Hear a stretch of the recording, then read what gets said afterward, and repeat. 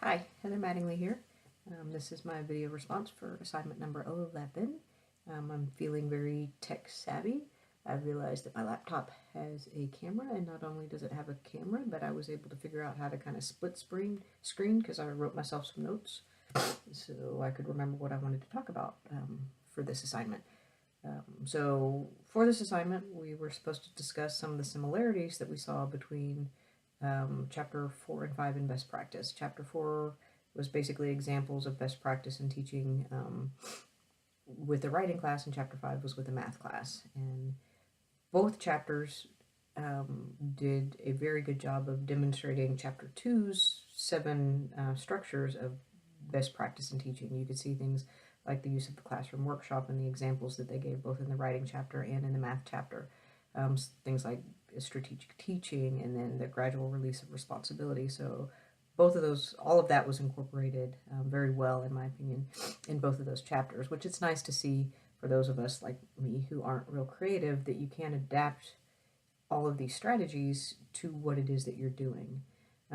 Some common things that I really saw between the chapters, the two that kind of struck me the most, were both chapters talked about that we need to create an environment, no matter what the subject matter is that we're teaching, but we need to create an environment where students feel safe to make mistakes.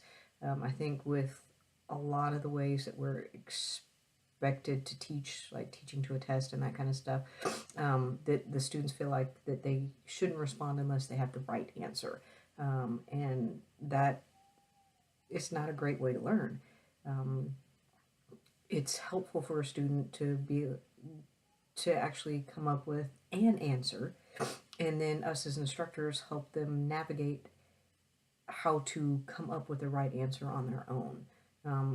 So in both chapter 4 and chapter 5, it talks about that. Chapter 4 on page 149 with the example with the index cards, and then in chapter 5 on page 171, again, both of them talking about creating environments where it's safe for students to have a wrong response, and then the instructors leading them to a way to get the right response without just telling them the right answer.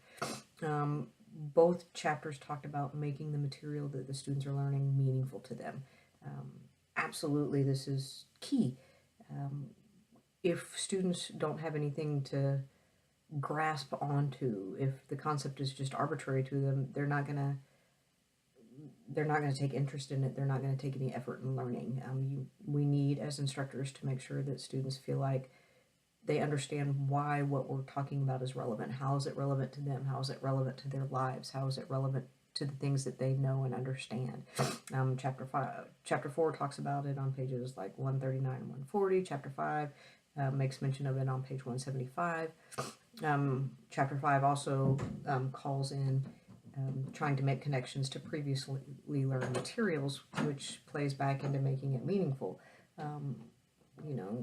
Making sure that the students can draw on information and knowledge bases that they already have and connect that to information that they're learning now, in an environment where they're okay to make a mistake in the way they're thinking about things. Those things, in my opinion, help our students learn how to critically think, which is kind of what we want, right? We want to make thinkers out of these people. We're not trying to educate robots. We want them to be able to look at something critically and make opinions and decisions about it that are educated opinions and decisions. And so promoting an environment where a student can make mistakes and making content meaningful and showing them how to make connections with previously learned material is going to help them learn how to critically think, if we're doing our jobs well with facilitating them through these processes. There's a quote on page 149 from chapter 4, I think, yeah, because it's the writing chapter. Not necessarily a quote, but just kind of the end of the example. It says, "The students can't get enough this class. It's more work than most of their other courses, they say, but they testify that they appreciate the lively experiences, the open-ended assignments, the valuing of their own ideas, instead of just having to psych out, just having to mimic what the teacher wants to hear." They helped me learn about critical thinking. One explains, how did they do this? Well, by showing us how to connect our text to our ideas and always pushing us to go one step further and make more connections. That's brilliant. That's what we want to hear from our students. I think that's key in what it is that I want to do as an educator. And I personally think that the stuff that I've mentioned here is it's not constrained by any specific subject matter. It can be done in reading or writing or math or history or what I do in physical therapy. Even if I'm teaching pathology or neuroanatomy, being able to allow students to come up with responses to my questions and lead them to finding the correct answers versus just telling them the correct answer or making them feel intimidated, like they're not allowed to speak if they don't have the right answer, and then showing them what this anatomical structure does and how that relates to how they function on an everyday basis, or how that's going to relate to how patient practice is performed, helps them, better have investment in what it is that they're learning, and makes them want to do better. The way memory works, the more